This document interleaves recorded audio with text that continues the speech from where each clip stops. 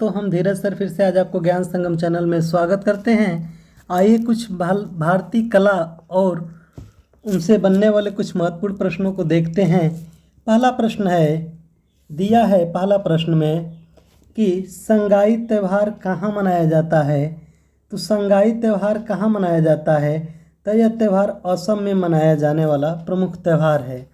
दूसरा प्रश्न है कि प्रसिद्ध हार्नबिल त्यौहार कहाँ मनाया जाता है। तो प्रसिद्ध हार्नबिल त्यौहार जो है यह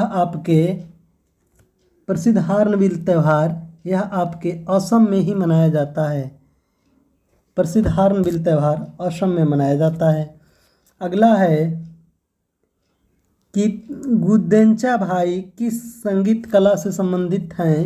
तो गुदेंचा भाई आपके देखा जाए तो तराना साहित्य संगीत कला से संबंधित हैं। भारत में निम्नलिखित में कौन सा भारत का शास्त्रीय नृत्य नहीं है। तो शास्त्रीय नृत्य की बात करेंगे तो भारत की यही शास्त्रीय नृत्य होती हैं।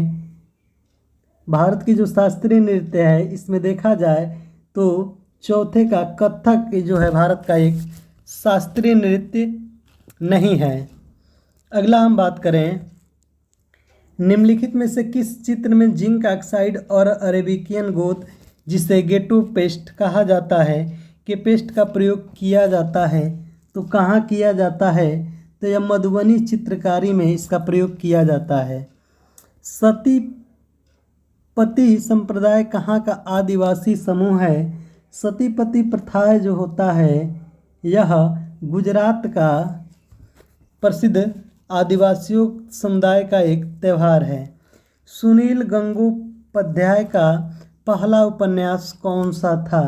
सुनील गंगोपाध्याय का पहला उपन्यास आत्मप्रकाश था।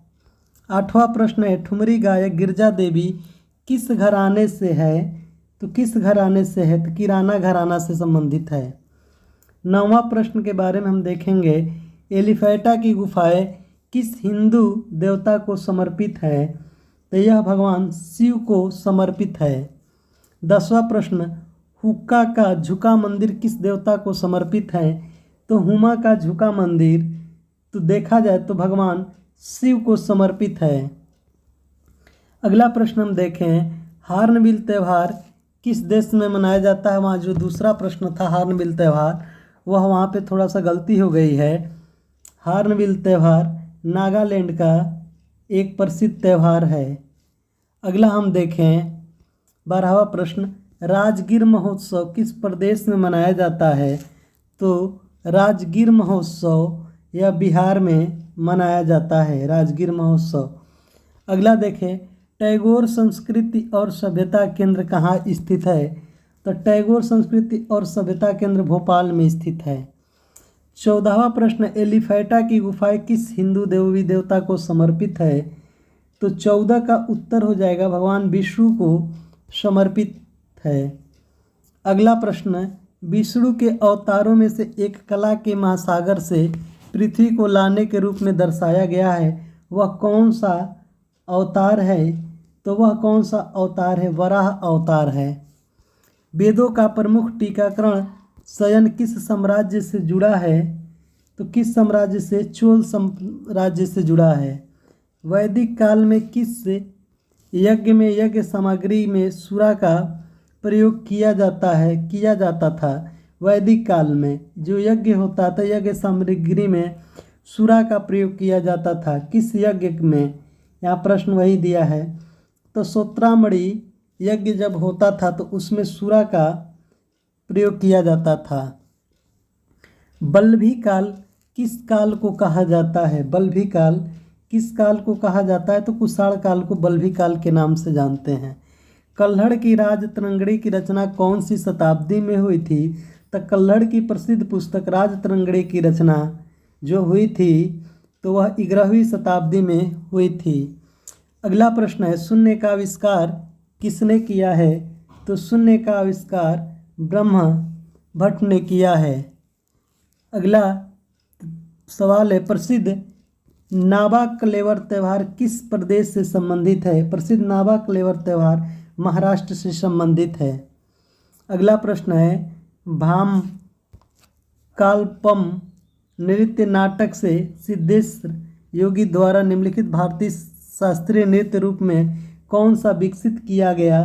तो कौन सा विकसित किया? कुचिपुड़ी विकसित किया गया। अगला प्रश्न हम देखेंगे, तो निम्नलिखित में कौन से मंदिर में शिव की आराधना नटराज के रूप में की जाती है या की गई है? तंजौर के प्रसिद्ध मंदिर में शिव जी को नटराज के रूप में प्रस्तुत किया गया है।